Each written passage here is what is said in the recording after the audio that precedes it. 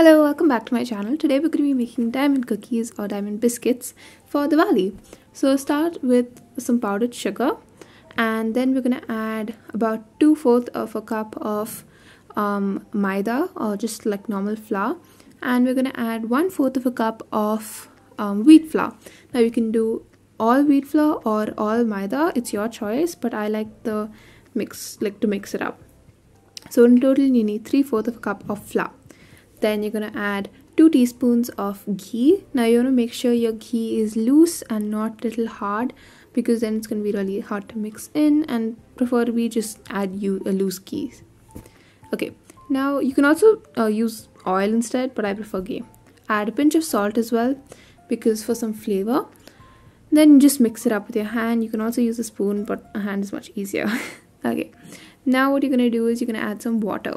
Now it's approximately 1/4 of a cup, but it does differ a little, so just keep mixing it. Add really slowly, don't add too much water, because then you can't really fix it much except for add more flour. Now you're going to end up with a really nice soft dough.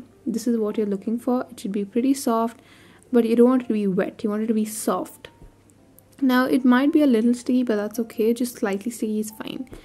Okay, now what you want to do is you want to grab a cloth or a towel or some sort of cloth, and then what you're gonna do is you're just gonna drape that over this and just let it sit, just let it rest for about 5 minutes. You don't need to keep it for more than that. 5 minutes is gonna be just perfect. After that, flour your surface well. You want to make sure you flour it really well so that nothing sticks, because if it sticks, it's gonna be really hard to get out. Now you're also going to flour your rolling pin, because it might stick to that as well, so make sure you do that and don't forget. Now I'm going to take my dough and divide it into half, because I don't want that much today. I want just half. That's why you can use the other half later. You can keep it for a week or even 2. It's fine, but make sure you keep it in the fridge.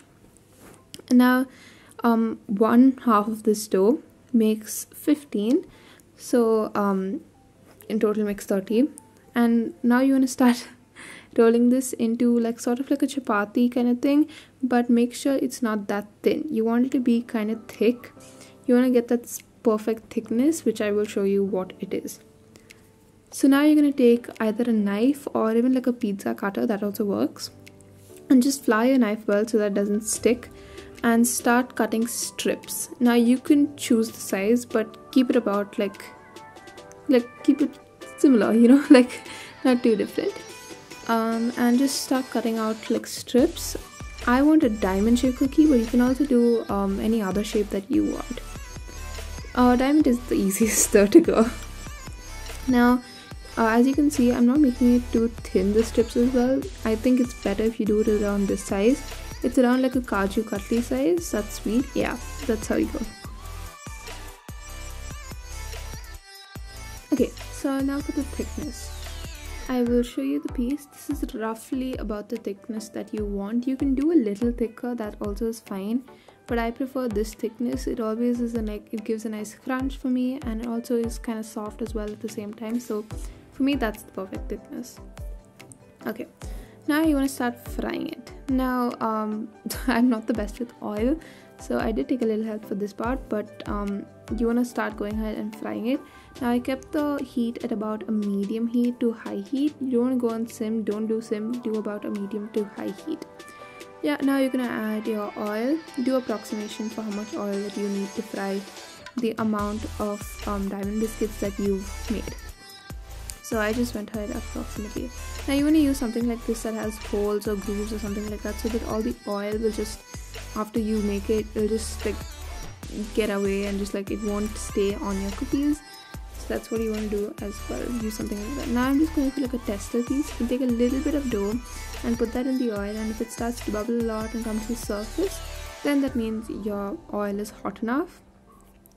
So I like to do this method. I just like to put my thing in and leave it, and then you can slowly just wiggle it out, and it goes back to the oil.